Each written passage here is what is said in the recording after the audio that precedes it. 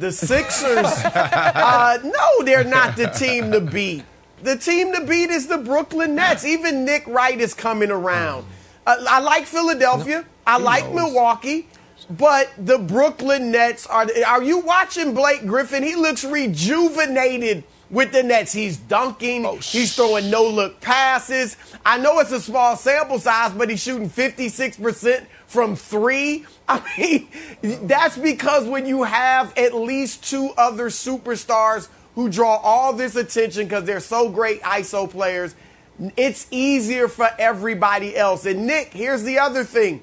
Defensively, don't look now, but Brooklyn is 12th in the league in opponents' field goal percentage defense. So they're actually playing some adequate defense, and that's all they need with this offense. We have to see what's KD look like when he comes back. How long is Harden out? But if this team is healthy and they keep the main thing, which is championship, don't let egos ruin it, then Brooklyn's the team to beat clearly in the East. Okay. I'm so happy that Broussard was able to find a defensive stat where Brooklyn was slightly above average. I don't know how long that took you to do, but great job. Because in overall defense, they're 25th. So I don't know field goal percentage defense, what they are in rebounding rate. But I know in actual defense, the metric used to measure defense, they're 25th. Listen, Brooklyn's playing excellent. Harden's playing great. Kyrie last night, Harden goes out with an injury. Kyrie's like, oh, this is like old school, pre-LeBron Cleveland days. I can just cook on my own. He was excellent as well. Does that make me change my preseason feelings that the Sixers are the team to beat in the East? Absolutely not. Because of two things that have not changed. For all the shiny, fancy stuff that Brooklyn has done, two things remain absolute facts. One is they are a bad defensive team, and a bad defensive team has never won the title. And in fact, usually you have to be a great defensive team, but we've never had a horrible defensive team win the title. We've only had one, bless you, team outside of the top 10, and the top 10 defensively win the title in the last 30 years. And they had Shaquille O'Neal at his apex prime. And speaking of Shaquille O'Neal at his apex prime, the guy that Brandon Marshall, to his credit, all year long has been comparing to that with a little touch of Hakeem Olajuwon, a little touch of Dirk Nowitzki. Joel Embiid is all of a sudden coming back a little earlier than I thought. Put a little KD on there. And Brooklyn, a little KD on there. It's a nice little, it's a nice little collection, pardon me, of all these great players. They have no one to guard him. Nobody. And I know the answer is going to be, who cares, we're going to outscore you. But they have nobody. At the deadline, they decided to add LaMarcus Aldridge, who is a bad defensive player. They had no moves to make. He's not going to slow him down. He's not going to slow Embiid down. So my preseason pick of Sixers-Lakers, I feel as good about it as I could have. And Brandon, let me ask you this. Were you at all impressed by how well the Sixers played during Embiid's 10-game absence? 7-3, one of those losses came in overtime. They played well without him. You're taking the words out of my mouth.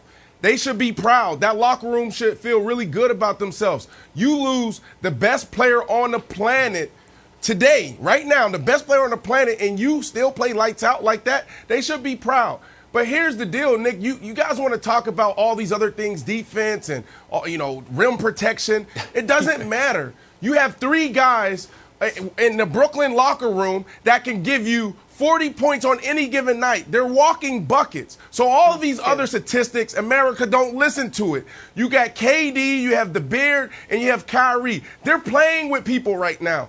Whoa. Oh, James Harden. Okay. Hopefully it's not serious. But the other thing we can look at is maybe James Harden is saying, maybe it's my time to rest a little bit. Just give me a couple games. And now you insert Kyrie back. KD's going to come back in the next couple weeks. And then we'll forge this thing. We'll come together going into the playoffs. That's the reason why the Brooklyn Nets is the team to beat, because that's the only thing that matters in today's NBA is, are you a walking bucket? And they have three guys. That's the reason why they're the best. Okay. Here's the challenge, though. They are gingerly walking buckets, because we are in right now, Broussard, a Ponzi scheme of NBA news to distract from one of the most important stories that nobody is talking about. It's April, which means we are within the right to say it's been darn near 2 years, and Kevin Durant has played 19 games. So, this is why I say we're in a Ponzi scheme. We keep on getting more and more news. Oh, Kyrie's leaving. Oh, it's Blake's here. Hey, LaMarcus Aldridge is here. Oh, LeBron's hurt. Anthony Davis is hurt. Embiid hurt. The biggest story coming into this year was, is Kevin Durant going to be healthy? He played 19 games, and we haven't seen him since Valentine's Day. I feel like we are criminally underreporting and are under-concerned the fact that we think, hey, he's walking bucket. Hey, we got the big three. You don't. I haven't seen the guy since Valentine's Day. You can tell me that I'm wrong, that I'm just like Mr. Nervous here, but I think the fact that Durant we're assuming he's going to come back and be 100% is totally wrong. Well, look, it's right to be concerned, Wiles, but I've talked to people earlier in this week, and I've been told that he's fine. He'll be back. They're hoping next week. They're being overly cautious with this. But look, you're right, and it is also right that this is totally unprecedented. I'll give you that. I'm a bit out on the limb, and as is Brandon. We've never seen a team come together. It's rare a team comes together in their first year and wins it. Boston did it in 2008. But then they've missed so many games. Guys are in and out of the lineup, and they're adding guys late. So I get it that it's unprecedented, but today's NBA is about scoring first. Defense, yeah, it's good. Thank you. But scoring first. Thank you. And those brothers can score. Nick knows today's NBA must have changed drastically. Broussard, today's NBA must have changed drastically from the NBA of last season, when the highest scoring team in NBA history got bounced in round one, and a team that was not a Laker team that was built on defense won the title. And the previous year, who was that won the title? The Raptors, a team built on defense. So the NBA's changed really quickly because all of a sudden defense doesn't matter. But the last two champions, that's been their calling card. I find that interesting. Thanks for watching. Subscribe here to get the latest from the show. Also, be sure to check out more of the best clips from First Things First, or go watch a few segments from our other shows on FS1.